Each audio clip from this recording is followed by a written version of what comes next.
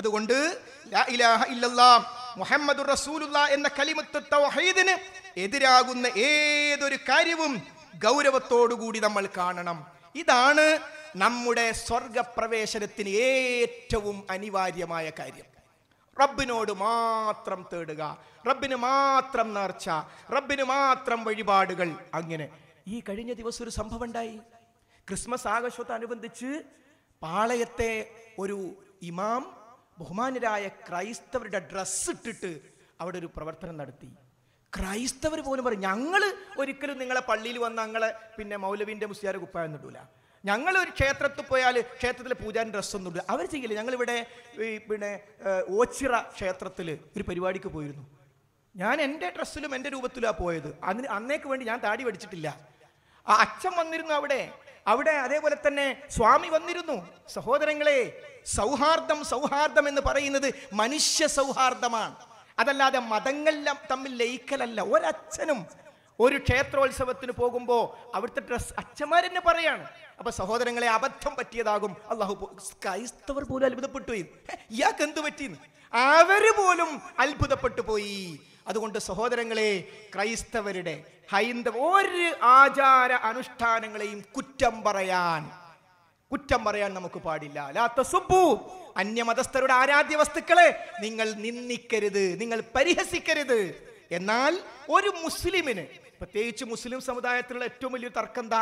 മുഹമ്മദ് നബിയെ കാക്കണേന്ന് വിളിക്കാൻ പറ്റുമല്ലേ? അതല്ല നബിദിനത്തിന്റെ മർമ്മം, അതല്ലേ നബിദിനത്തിന്റെ മർമ്മം, അതല്ലേ? എന്താ ഈ ജീലാനി ഇതിനൊക്കെ വരുമ്പോ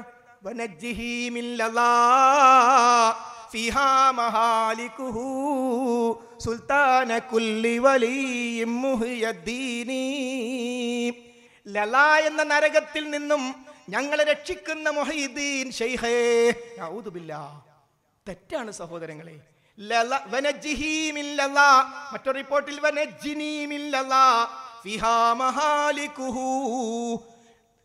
ലലാ എന്ന നരകത്തിന് ഞങ്ങളെ രക്ഷിക്കുന്ന ശൈഖേ.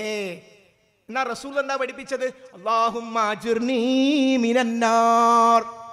മറ്റൊരു റിപ്പോർട്ടിൽ അല്ലാഹുമ്മ അജിർനാ മിനന്നാർ.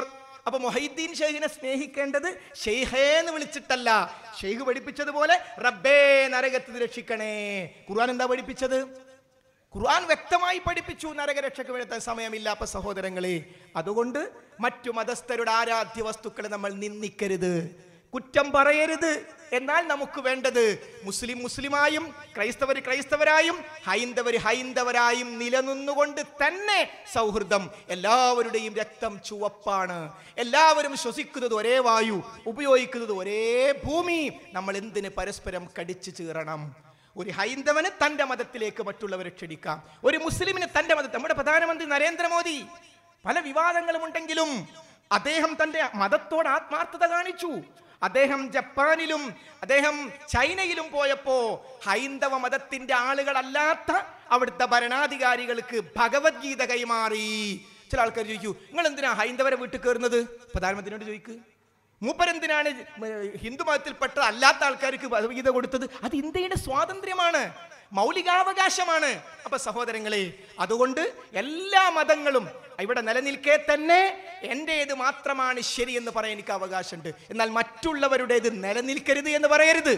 ഒരു ഹൈന്ദവ ധർമ്മം സത്യമാണെന്ന് മനസ്സിലാക്കുന്ന ഒരു വ്യക്തിക്ക് നിങ്ങൾ ഹൈന്ദവ ധർമ്മത്തിലേക്ക് വരുവീൻ എന്ന് പറയാം, നിർബന്ധിക്കരുത്.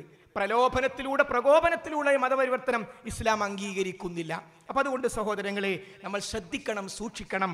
മഹാനായ നബി കരീം സ്വല്ലല്ലാഹു അലൈഹി വസല്ലം പഠിപ്പിച്ച, സ്വഹാബത്ത് പ്രാവർത്തികമാക്കിയ അഹ്ലുസുന്നത്തി വൽ ജമാഅയെ നാം ആദരിക്കണം.